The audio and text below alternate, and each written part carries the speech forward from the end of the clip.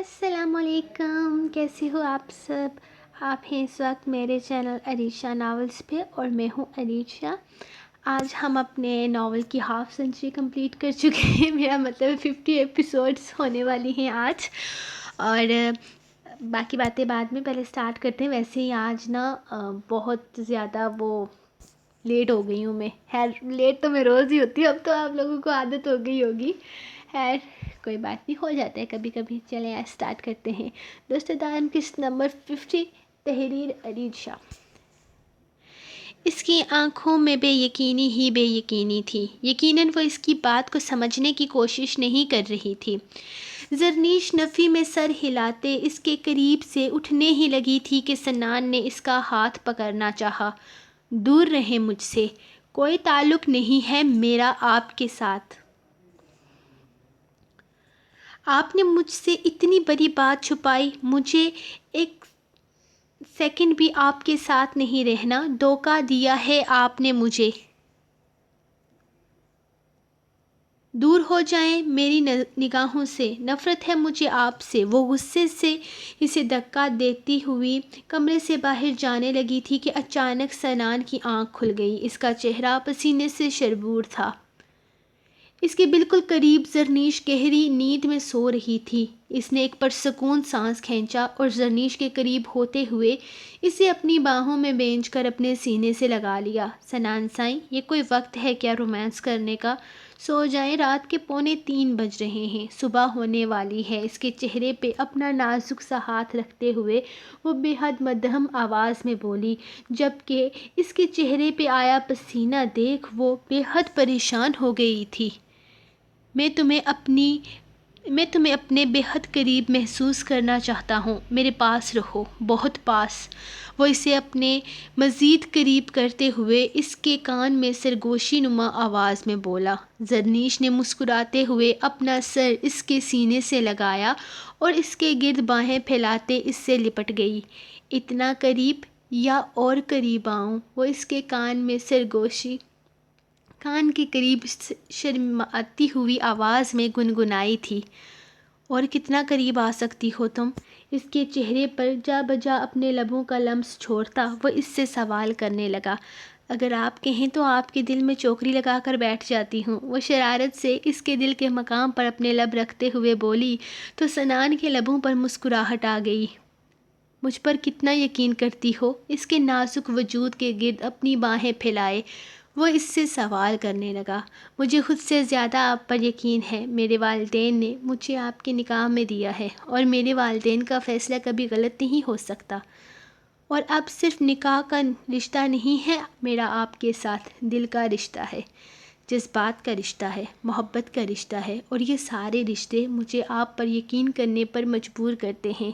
اس کے لبوں کا لمس اپنی پیشانی پر محسوس کرتے ہوئے وہ بند آنکھوں سے اپنے جذبات بیان کرنے لگی۔ ہمیشہ کرو گی نا؟ وہ سوال کر رہا تھا۔ آپ کو شک ہے تو آزما لیں، کس بات پر یقین کرنا ہے بتائیں؟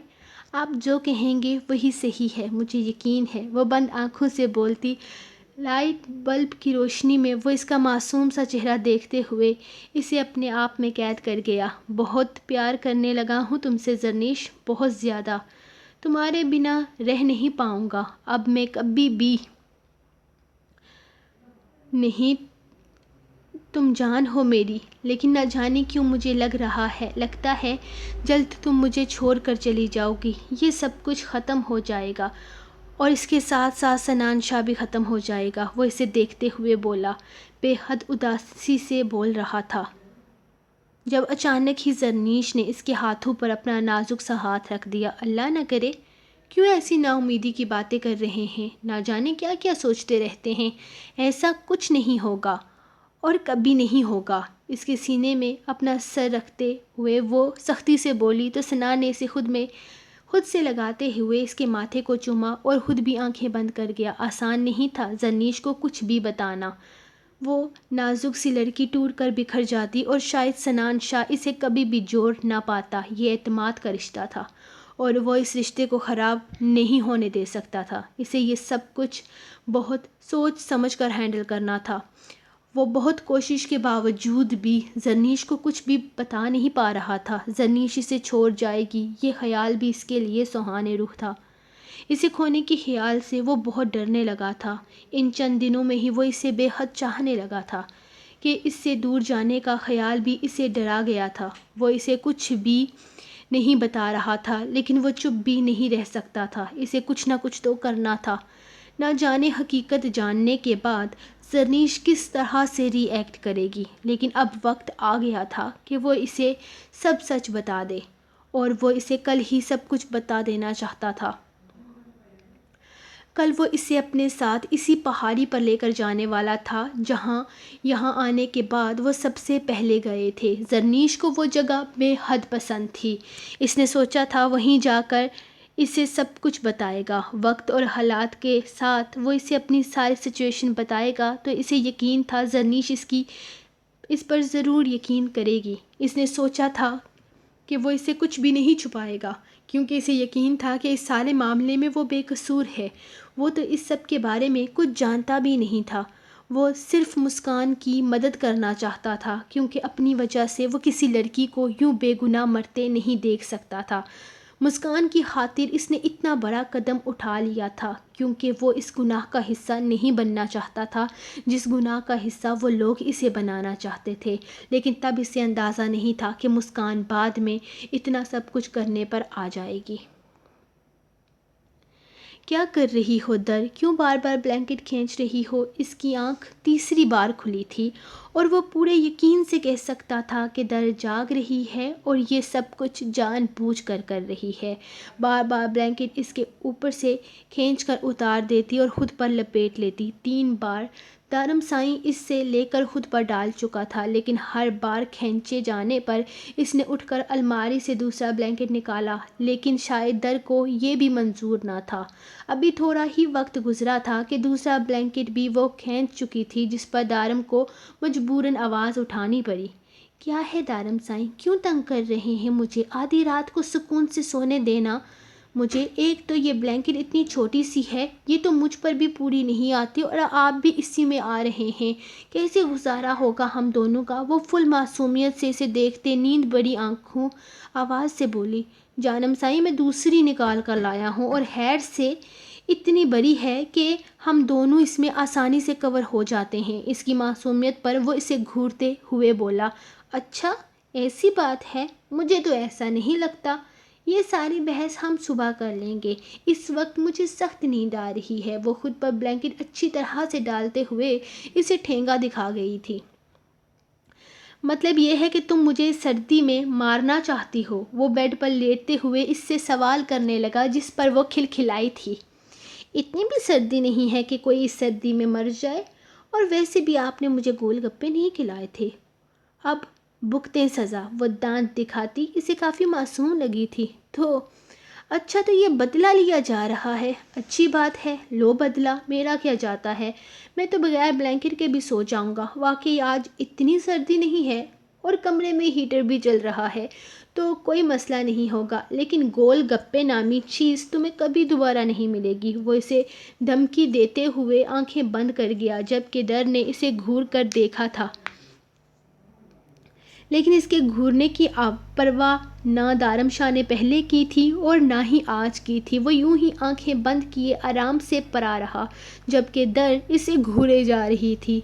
میں اتنی آسانی سے آپ کو معاف نہیں کروں گی، اور نہ ہی سونے دوں گی دارم سائیں۔ وہ اس کا ہاتھ چہرے سے ہٹاتی بے حد غصے سے بولی تھی۔ جو اکھاڑنا ہے اکھاڑ لو۔ وہ کروٹ بدلتا اسے چیلنج کر چکا تھا، جس پر در غصے سے مٹھیاں بھینجتی اسے بیڈ سے نیچے دھکا دینے لگی۔ بے وقوف لڑکی، یہ کیا حرکت ہے؟ اس کے مکوں کی برسات سے خود کو بچاتا وہ پیچھے ہٹا تھا، جبکہ اسے پیچھے ہٹنے پر در اور شیرنی بنتی اسے بیڈ سے ہی نیچے دھکا دے کر گرا چکی تھی۔ اپنے گرنے پر وہ اسے گھورتے ہوئے سختی سے بولا، جس پر در نے اپنے دونوں ہاتھ جاڑے تھے جیسے کوئی بہت بڑا کارنامہ سر انجام دیا ہو، اور سکون سے بیڈ پر لیٹ گئی تھی۔ اب آپ بیڈ پر واپس تبھی آ سکتے ہیں جب آپ مجھے گول گپے کھلائیں گے۔ اگر نہیں کھلا سکتے تو پھر عادت بھی نہیں لگانی چاہیے تھی۔ وہ اسے پیچھے ہٹاتی اس سے پیچھے ہٹتی کروٹ لے کر اونچی آواز میں بولی، بے وقوف لڑکی، اندھیرا ہو رہا تھا اور بارش بھی، اسی لیے جلدی جانے کے چکر میں تمہیں منع کیا تھا۔ تم جانتی تو ہو روڈ کتنی خراب ہے، ہوٹل کا راستہ کتنا عجیب و غریب ہے، وہاں کسی مسئلے میں نہیں پڑنا چاہتا تھا۔ اس کا یہ مطلب نہیں ہے کہ تم اس چھوٹی سی بات کو اتنا بڑا رنگ دے دو۔ یار، گول گپوں کے لیے کون اپنے شوہر کو بیڈ سے نیچے دھکا دیتا ہے؟ اس کی اتنی سی بات کو در کچھ زیادہ ہی سیریس لے گئی تھی، اور دارم کو بھی اندازہ نہیں تھا کہ در کو گول گپے اتنے پسند آ جائیں گے۔ وہ تو اس کے لیے سچ مچ میں دیوانی ہو گئی تھی۔ پہلے کیا زاوش بیوی کم تھی گول گپوں کے پیچھے پاگل، کہ اس کی بیوی بھی انہی چکروں میں لگ گئی تھی۔ در، میں بیڈ پر واپس آ رہا ہوں یار، میں نیچے نہیں سو سکتا۔ اس کی ناراضگی سمجھتے ہوئے خود ہی بیڈ پر واپس نہیں آیا تھا۔ وہ نہیں چاہتا تھا کہ در کو یہ لگے کہ اس کی ناراضگی دارم کے لیے کوئی اہمیت نہیں رکھتی، اسی لیے وہیں قالین پر کافی دیر لیٹا رہا۔ لیکن جب در کی طرف سے کافی دیر تک کوئی جواب نہ آیا تو وہ اسے مخاطب کرنے لگا، لیکن اس کی طرف سے اب بھی اسے کوئی جواب نہ ملا تھا۔ وہ کافی دیر اسے تنگ کر رہی تھی، کبھی اس پر اپنی ٹانگیں رکھتی تو کبھی ہاتھ پیر چلاتی، اور پھر بلینکٹ کھینچ کر اسے بیڈ سے نیچے کر دیا، اور اب کوئی بھی جواب نہیں دے رہی تھی۔ شاید وہ سو گئی تھی۔ دارم نے سوچا کہ اسے بیڈ پر چلے جانا چاہیے، لیکن نہیں، اس کی یہ معصوم سی ناراضگی دارم کے لیے بے حد اہم تھی۔ وہ آہستہ سے بیڈ پر سے تکیہ کھینچ کر وہیں قالین پر لیٹ گیا۔ اگر کسی کو پتہ چل جاتا کہ اپنے علاقے کا سردار اپنی بیوی کی ناراضگی کے ڈر سے یوں قالین پر پڑا زن مریدی کی الگ رقم تحریر کر رہا ہے تو کیا گزرتی اس کے گاؤں والوں پر۔ اس نے سوچتے ہوئے آنکھوں پر ہاتھ رکھتے آنکھیں بند کر لیں، جب تھوڑی ہی دیر کے بعد اسے اپنے سینے پر در کا سر محسوس ہوا، اور ساتھ ہی اس کے اوپر بلینکٹ پڑی ہوئی تھی۔ دارم نے بنا آنکھیں کھولے مسکراتے ہوئے اسے خود میں بھیج کر اس کے ماتھے پر اپنے لب رکھے۔ معاف نہیں کیا میں نے، کل ہی گول گپے کھلانے لے کر چلیں گے، وہ انگلی دکھاتے ہوئے بولی تو دارم نے اس کی انگلی کو تھام کر اپنے لبوں سے لگایا۔ پکا وعدہ میری جان، اب بیڈ پر چلیں؟ وہ دلکشی سے مسکراتا اس سے پوچھنے لگا۔ نہیں، یہیں پر ٹھیک ہے۔ اس کے گرد اپنے بازو لپیٹتے ہوئے وہ اس کے سینے پہ اپنا سر رکھ کر بولی تو دارم کو بھی اس کی یہ ادا کافی بھائی تھی۔ سارا دن سوچ سوچ کر آخر تنگ آ گئی تھی۔ اسے کوئی آئیڈیا نہ ملا ٹرپ پر جانے کا، اور دوسری طرف اس کی سہیلی نے لینڈ لائن پر اس سے کال کر ڈالی اور پھر اس کا خوب سارا مذاق بھی اڑایا تھا۔ اتنا سارا مذاق بنوانے کے بعد اس نے فیصلہ کیا تھا کہ وہ ساحر سائیں کی ڈیل کو ایکسپٹ کرے گی۔ وہ کافی دیر اس کا انتظار کرتی رہی، یہ نہ ہو کہ وہ گھر ہی نہ آئے، اور اگر ایسا ہوا تو اس کی بہت بے عزتی ہونے والی تھی۔ نہیں اللہ جی، پلیز انہیں بھیج دیجیے، اور پلیز جلدی بھیج دیجیے تاکہ میرا کام ہو جائے اور کوئی بھی میرا مذاق نہ اڑا سکے۔ کافی دیر انتظار کے بعد وہ اپنے کمرے میں آ گئی۔ کمرے میں آ کر چکر کاٹ کر اس کے پیروں میں درد ہونے لگا جب گھڑی نے رات کے 12 بجائے اور ساتھ ہی باہر گاڑی رکنے کی آواز آئی۔ یا اللہ، ان میں کوئی جن بھوت تو نہیں رہتا، ہمیشہ بھوتوں والے وقت پر انٹری مارتے ہیں۔ خیر، یہ ساری باتیں میں بعد میں سوچوں گی، پہلے میں انہیں کھانا دیتی ہوں اور پھر ان کی ڈیل کو ایکسپٹ کرتی ہوں، لیکن اس انداز میں کہ انہیں لگے کہ میں نے بس ان کی بات رکھ لی ہے، ورنہ مجھے کوئی خاص ضرورت نہیں ہے اور نہ ہی کوئی شوق ہے ٹرپ پر جانے کا۔ وہ تو بس انہوں نے مجھے ڈیل دی تو میں نے سوچا کہ کیوں نہ اسے قبول کر کے ٹرپ پر چلی جاتی ہوں، ورنہ بابا سائیں کے انکار کے بعد کوئی خاص ضرورت تو نہیں تھی اسے سفارش کی۔ وہ تو ان کی بات کو پوری فرمانبرداری سے قبول کر چکی تھی، اور اتنی اچھی بیٹی تھی اپنے بابا سائیں کی کہ کیسے بات ٹال سکتی تھی ان کی۔ اس نے اپنی گردن اکڑا کر اپنا پلان سوچا اور نیچے کی جانب چلی آئی۔ گاڑی کی آواز آ گئی تھی نا، تو پھر خود ہی چل کر نیچے کیوں نہیں آ گئی؟ جانتی ہو اس وقت کتنی بھوک لگی ہوتی ہے، کبھی اپنی سوچوں کی دنیا سے باہر نکل آیا کرو۔ اس نے کچن میں قدم رکھا تو ساحر خود ہی فریج سے کھانا نکالنے میں مصروف تھا۔ شاید اسے آج کچھ زیادہ ہی بھوک لگی تھی، جبکہ روز کی طرح سگریٹ اس کی انگلیوں میں دبا ہوا تھا۔ نہیں ساحر سائیں، وہ میں نیچے آ رہی تھی کہ مجھے آپ کی ڈیل کی یاد آ گئی، تو میں نے سوچا کہ اس کے بارے میں بھی کوئی فیصلہ کر ہی لیتی ہوں۔ آپ پوچھیں گے ضرور، تو اگر میں نے یہ کہہ دیا کہ میں تو ابھی تک کچھ سوچا ہی نہیں، کتنا عجیب لگے گا نا؟ اسی لیے میں نے اس کو سوچنے میں تھوڑا سا وقت ضائع کر دیا۔ وہ ہاتھ سے مغرورانہ انداز میں بولتے ہوئے خود ہی اس کے لیے کھانا گرم کرنے لگی۔ نہیں، اب تمہیں اس پر وقت برباد کرنے کی ضرورت نہیں ہے۔ انسان کو زندگی میں اور بھی کام ہوتے ہیں، جب تک اپنا دماغ ان فضولیات پر مت لگایا کرو۔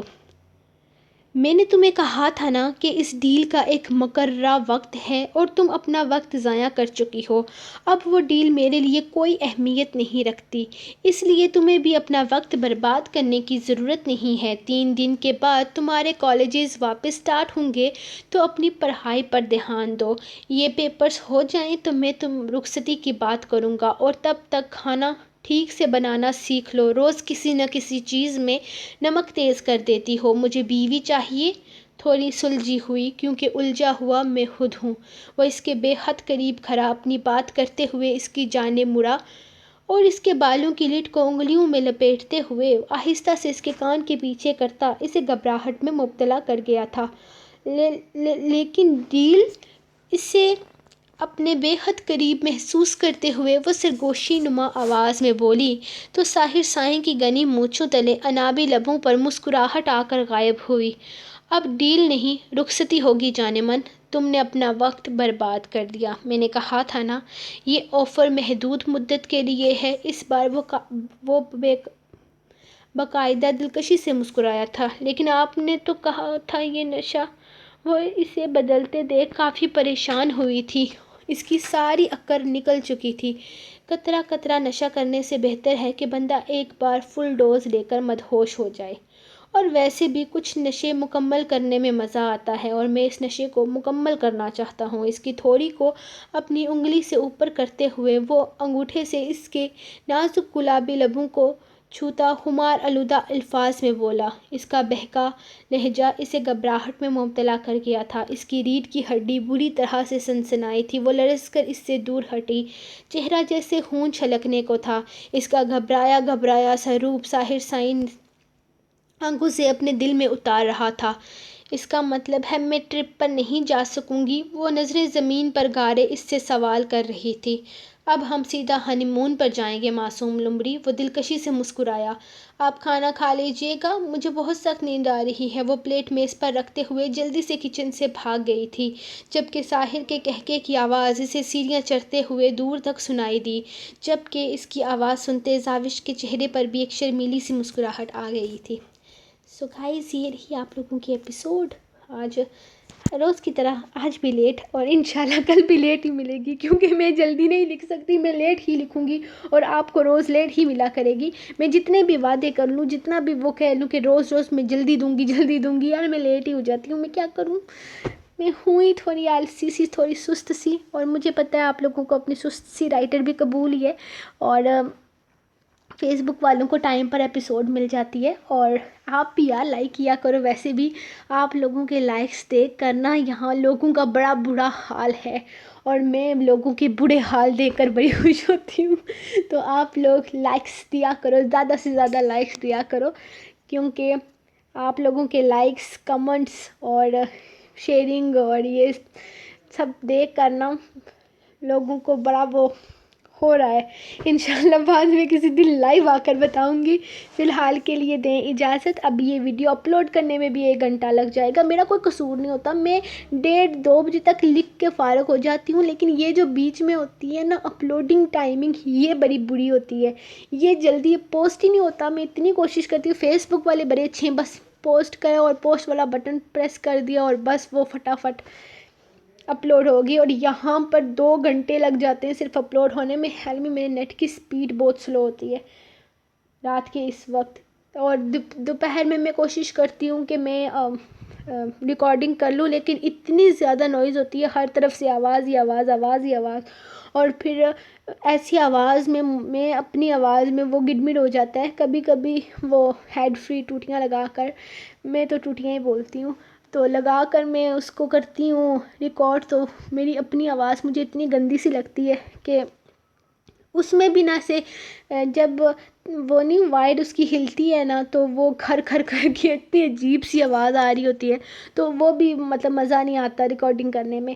تو بس بہت ہو گیا یار، مجھے اس کو پوسٹ بھی کرنا ہے، تو آپ لوگ روز مجھے باتوں میں لگا لیتے ہو یار، مجھے باتوں میں نہ لگایا کرو کہ